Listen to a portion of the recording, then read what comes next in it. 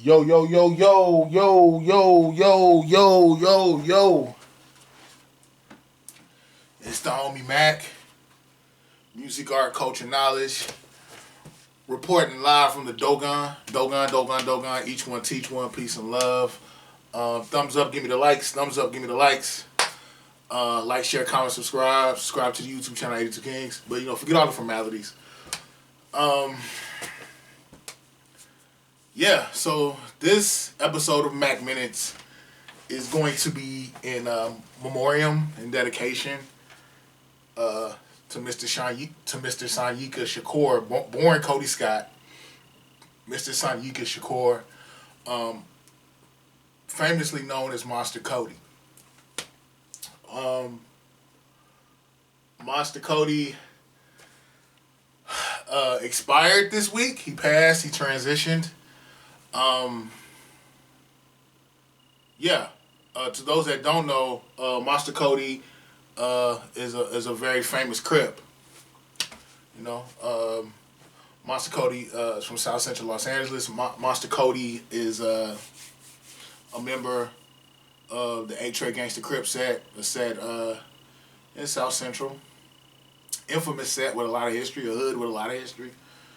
Infamously known as being part of one of the first Crip on Crip beefs between the Rolling 60s and the 8 Gangsters. But this isn't. I don't know how to feel about this one, y'all. MONSTERKODY wrote a book, Monster, the autobiography of an LA gang member. I read this thing from cover to cover. Great book. I even gave this book to one of the homies.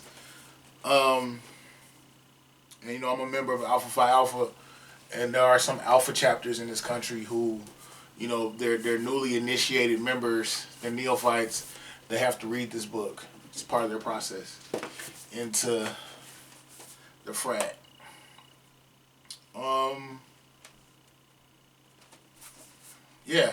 My heart is heavy. MONSTERKODY, I'm gonna call him Sanyika Shakur. Sanyika, very brilliant man, great mind. I would say this book is on par with Soul on Ice, on par with the autobiography of Malcolm X. There's a lot of jewels in this book, a lot of wisdom. From what I was told, MONSTERKODY was fluent. Well, Sanyika was fluent in Arabic. He was fluent in Swahili. Brilliant man. When he got incarcerated, he was when he did his first long stretch. He admitted that he was illiterate. He couldn't really read. I don't know. In a lot of ways, MONSTERKODY, Sanyika. I keep saying MONSTERKODY. I'm trying to say Sanyika. Because he's transitioned. He's above the moniker now. He's not a monster. May his soul rest in peace. May God have mercy on his soul. Monster is was one of my favorite books that I've ever read. This book was just. It was very descriptive. His autobiography was very descriptive. It was like you were inside his head, and he was narrating his whole experiences. From narrating his experiences through gang culture, through mass incarceration. So you saw him at his lower self, and then he also talks about his education. He became politically educated. From youth authority all the way to Pelican Bay. You hear his transition. How his mindset, his understanding, his political awareness, his political acumen, his intellect, how it expanded. Sanyika was a genius. Sanyika also was a troubled soul. He wasn't an angel. He had his demons, but we all got our demons. I think we messed up sometimes. I always say people who are judgmental. They have no mirrors in their homes. But Sanyika, it's weird because I spent a lot of time in California. I've lived in over 17 different states. Yeah, 15. I lived in over 15 different states. And it's interesting because throughout my childhood, even before this book came out, I remember hearing about MONSTERKODY. Times I was in California. I lived in Sacramento. I lived in Southern California. I remember hearing about MONSTERKODY. You know, and how, you know, he was a shooter. He had bodies. He's admitted it. Had bodies before he was even of the legal age to drink.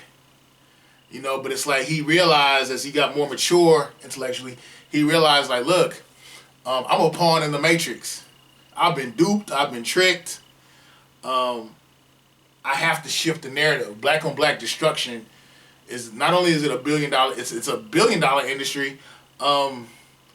It is something that the powers that be really don't want to solve, because within a capitalist infrastructure there needs to be a bottom caste. There needs to be a group of people who are perpetually being screwed over. Capitalism functions from this dysfunction or from this disequilibrium.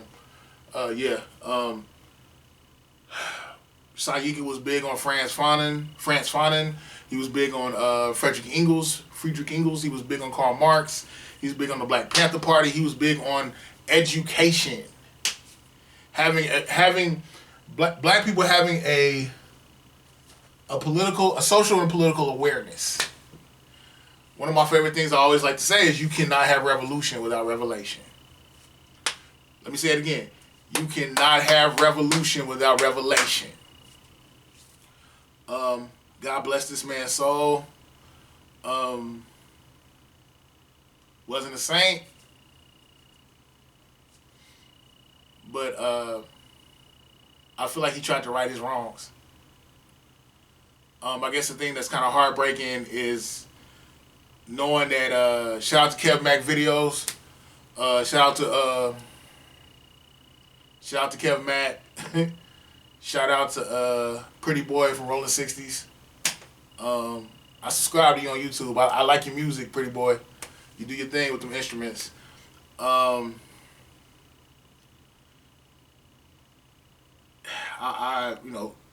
found out that actually Sayika died in a tent. He died in a tent, and they recovered his body. They believe that he actually had been decomposing.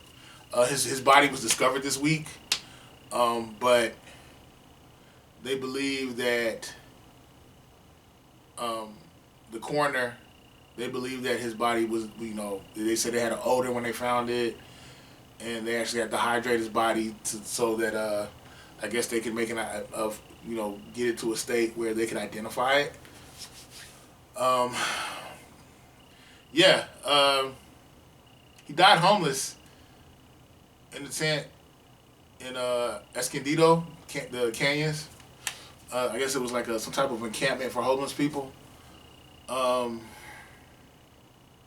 There's no shame in that. Like, this is not about shaming him or making him or taking a shot at him. No, the thing is, like, I don't agree with Charleston. Like, a lot of times, because Charleston White spoke on this. I understand Charleston White's criticism, but the thing is, I think sometimes his delivery is so terrible that no one really takes the time to dissect his message. But I agree with Charleston White in this instance. We can't talk about this gang. I'm from whatever hood. I'll die for my hood. Die for my hood. Love the hood. But it's almost like the hood is a myth. Like, what are we celebrating? Even in this book, Sayika said gang violence is a war for nothing. He said it. If you want to gang bang, it is what it is. But you're treated as if you are expendable. This violence. Again, black on black dysfunction is $1 billion industry. So until gang culture somehow mutates and shifts into something that brings political and social equity, social, and economic equity for black people, it's of no consequence. But again, you can't have revolution without revelation. Until the brothers get this, it's gonna be the same thing. Gang banging ain't going nowhere. It's like a storm. You know, you can't control it. It does what it does. But hopefully the narrative does shift. That there is a revival or a revolution within the mindset of a lot of brothers that are out here banging. But yeah, because it just sucks to think, you know, in this book he talks about how hard he went for the set, and to think that,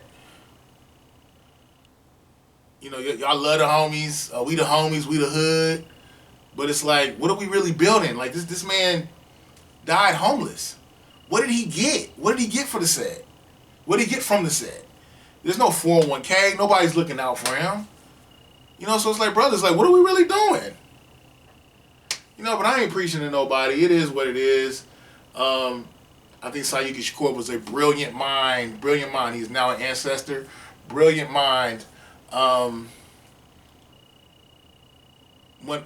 one of the most intellectually mature, intellectually solid people that I ever encountered. You know, I encountered him through his literature. I was actually supposed to meet Sayyika back in 2015, but it fell through. I was supposed to meet him in San Diego. But it is what it is. I just hope people are learning from this. And I hope that people dissect the message in this book. They dissect his political awareness. Look at a lot of the videos that Sayyika made that are on YouTube. You know? He had a heart. He was a soldier. I respect that. But anyway, I could go on and on. It's the homie MACK, man. Music, art, culture, knowledge. Each one teach one, peace and love. MACK, Warbucks, pandemic, politics. Look at the music in the description box. It's the homie MACK, man. Peace and love. I'm out. Each one teach one.